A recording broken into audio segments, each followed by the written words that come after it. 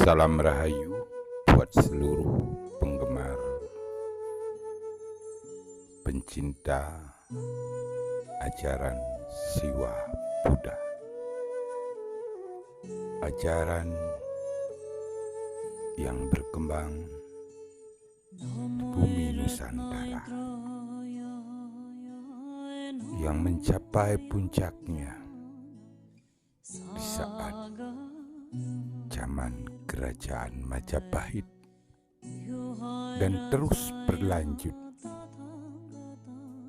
tertata apik di Pulau Bali.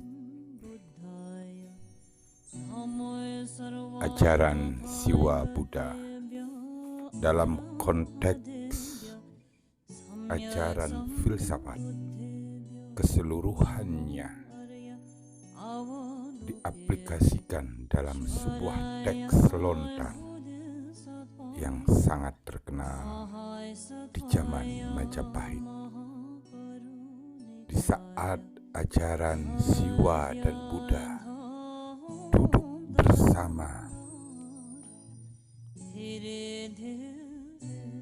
mencari kebahagiaan lahir dan batin, bahkan diwujudkan dalam wujud Siwa Buddha Manunggal,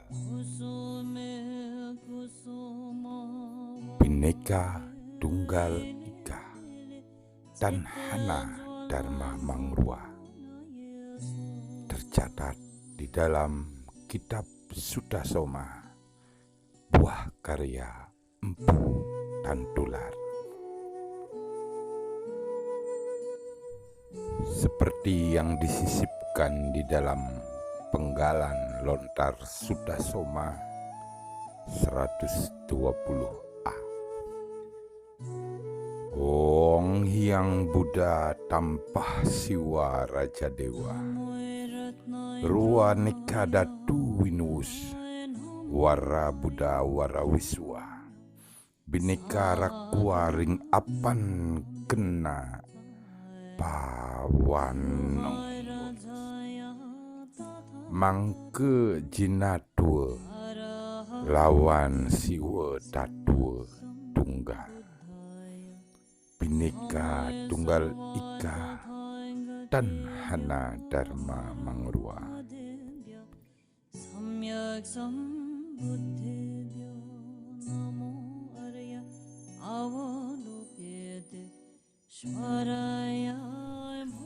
Sebuah lontar yang berisikan permutasian semesta, permutasian formulasi batin praktisi spirit sejati, serta realitas Tuhan sebagai buah cipta karsa manusia yang dinyatakan sebagai diva rupa, lalu diwujudkan dalam bentuk surah, raja, dan gambar yang kita warisi sampai hari ini. Bahasa sastra jenana yang paling tepat untuk mengungkap proses ini tiada lain adalah budaya, yang berupa dasar penggalian, penganalisaan, dan pengembangan lebih lanjut pada bidang-bidang tertentu yang berhubungan langsung dengan kehidupan masyarakat yang dinyatakan sebagai budaya. Budaya inilah melahirkan pundi-pundi kesepakatan atau siddhanta antar praktisi budaya, sehingga melahirkan konsep seni yang tiada banding atau sundaram yang dilakukan oleh kelompok kelompok yang berlandaskan rasa bakti atau wujud pelayanan kepada alam semesta sebagai wujud upaka rakyatnya yang tertinggi. Siwa Siddhanta berbicara lantang tentang hakikat Siwa sebagai pribadi yang berwujud dan hakikat Buddha sebagai sifat kasih yang tak berwujud. Pribadi berwujud yang memiliki sifat kasih dengan segala kebajikannya di dunia. Itulah hakikat dari Siwa Buddha Manunggal. Memahami Siwa haruslah memahami dan menyadari semua hal yang bersifat materi sebagai wujud materi yang tiada motif atau yang tiada keterikatan. Sehingga puncak pencapaian kesadaran materi inilah yang disebut Buddha sebagai Vajradhara, yakni wujud yang sempurna pada dua ruang yang berbeda atau birawa. Tidaklah mungkin mampu membangkitkan spirit tanpa yoga. Tidak mungkinlah mampu mewujudkan yoga tanpa sadhana. Tidaklah mungkin mampu mempraktekkan sadhana tanpa adanya ritual. Tidak mungkinlah mampu melaksanakan ritual tanpa ada yantra, dan tidaklah mungkin mampu menggemakan yantra tanpa adanya mantra.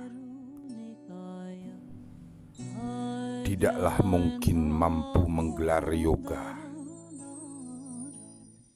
dengan perangkap sadhana, dengan pembangkitan melalui ritual, membuat indah dengan yantra, dan mengkomunikasikannya dalam mantra kepada bumi sebagai tempat kita bersandar, tempat bersandarnya seluruh kehidupan yang dikenal dengan Tantra. Tantra adalah energi kehidupan yang absolut. Dialah cahaya kehidupan yang terkecil. Cahaya ini hanya terbangun dari yoga melalui sadhana, diburu dengan perangkap ritual, diumpan dengan yantra, dipanggil dengan mantra. Dengan tempat dan pelaksanaan yang dibungkus dengan bingkai kebenaran, kesucian, kenirmalaan, keindahan, Satyam Siwam Sundaram, dinamakan Prana Vajra, yang dibangkitkan dengan api suci yang keluar dari bumi sebagai sumbernya, yang dinamakan dengan Homa atau Agni Mandala, dengan tujuan untuk mengemban benih-benih kemurnian, ajaran kapurusaan atau kebrahmanaan, untuk dapat menarik seluruh manfaat hidup di dalam mencapai kebahagiaan, damai, dan surga yang dimiliki oleh ajaran kemurnian ajaran kapradanaan atau takkini, lompatan ajaran kapurusaan menuju kepradanaan. Itulah Tantra. Dan ajaran Siwa Buddha mampu mencapai kesadaran batin paling tinggi di hari kuningan atau kahuningan. Inilah hakikat dari ajaran Siwa Buddha Manunggal.